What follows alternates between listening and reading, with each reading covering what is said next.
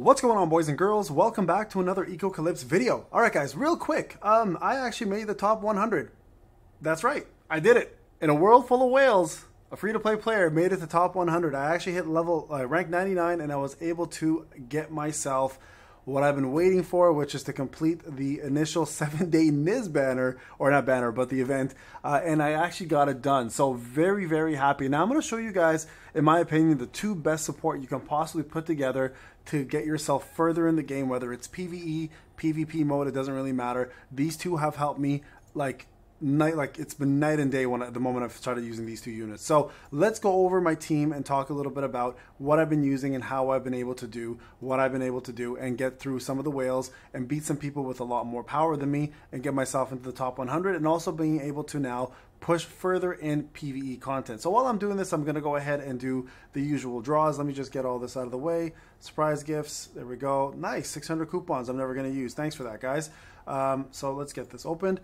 Now, as for the characters that I'm using in my squad, this is what my squad looks like. Okay, so I've got Charaha, Finruru, Levia, Aiken, Nephthys at 0 stars, and you can't see it, but it's Niz is the last one. I can put my thing down. So that is my team going forward. Now, what I'm lacking in this team realistically is Nephthys's SSR arms. I've got Levias, I've got Finrurus, I've got Charahas, I've got Aikens, and I've got Niz's, but I'm missing Nephthys, and I think this is actually a big one, which I wish I did have, but I don't. So we're going to focus on hopefully getting hers next to push it up. Now, the 3 units, I'm going to talk about 2 specifically because Levia is a pretty straightforward one. She's a rage giver, not really big on DPS, so I'm not really considering her for this because I was still losing matches with her in the team. But the moment I added Nephthys and I added in Charaha onto my team, it became a night and day difference in regards to combat and PvP, and also getting through and clearing through PvE modes.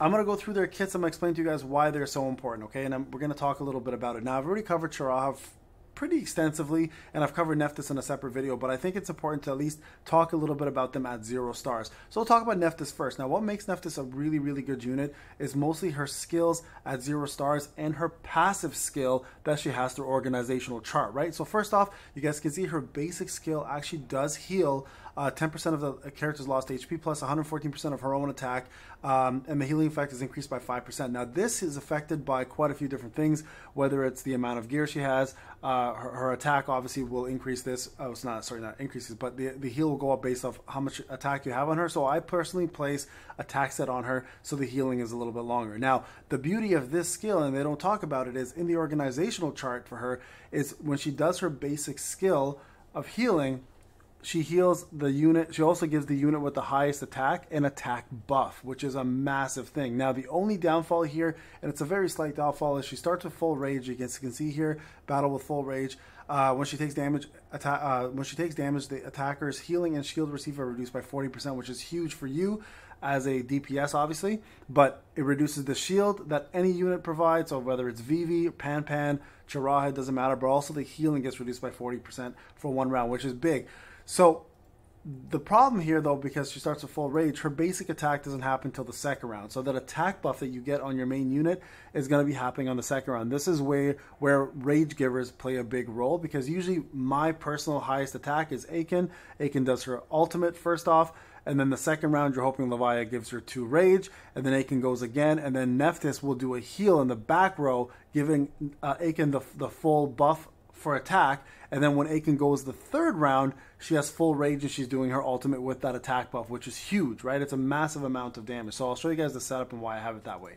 And her ultimate here obviously heals 3 allies with the lowest HP for 170% of her attack.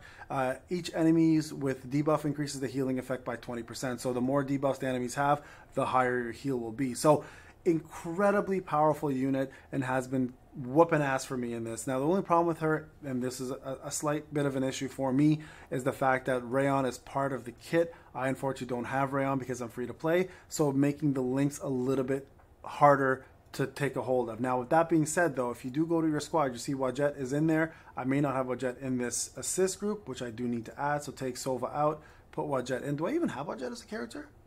Wait, I don't even have her. That's the problem. So I got to get her in here. So the moment I get her, she'll be replacing it. That'll increase Nephthys' HP, giving her more survivability. Now, Pair her with someone like this, with Chiraha, which is, in my opinion, has been the MVP for all support in this game so far, for free-to-play especially, and you got yourself a pretty damn powerful team, right? Now, the thing with Chiraha that makes her unique is, of course, not only does she do magic damage and also decreasing the opponent's armor and resistance by 10% for 2 rounds. That's why I put her first always, just so she can get that extra debuff in, and then obviously then having Aiken go second, more damage for you that way. But she also has an ultimate here that gives you a shield for 3 allies, and also the shield effect is increased by 15% when she has her own tails, giving you higher shield. But the real benefit of her comes in from her passive. So when she starts off with 9 tails, which she currently does have, sorry guys, let me just close this down real quick. I have an LD player in the back. When she does start with 9 tails, which she currently has at 6th tier, if she owns any tails when an ally's HP goes below 50%, she uses 1 tail to bring her ally's HP back to 60%, up to 5 times per round. If she owns any tails when an ally retreats, which means she dies, she uses 3 tails to revive that ally and restore 50% of the max HP up to 1 time per battle. Let me tell you guys, getting 3 stars with this ability here has been an absolute breeze. I'm telling you, if you don't have her, I keep preaching this, get her as a free-to-play player.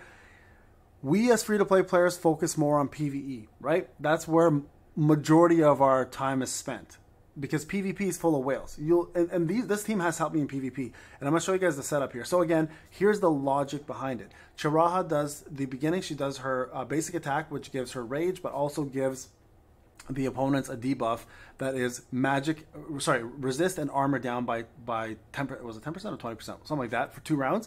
And then Aiken, of course, takes advantage of that by starting with full rage, does her special, and then blows everybody up.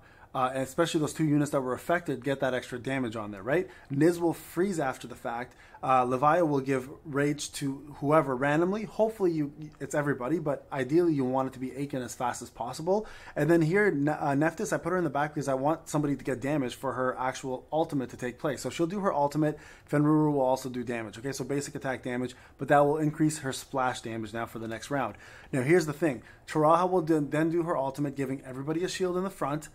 This team now will recover HP every time the shield drops because of her arms.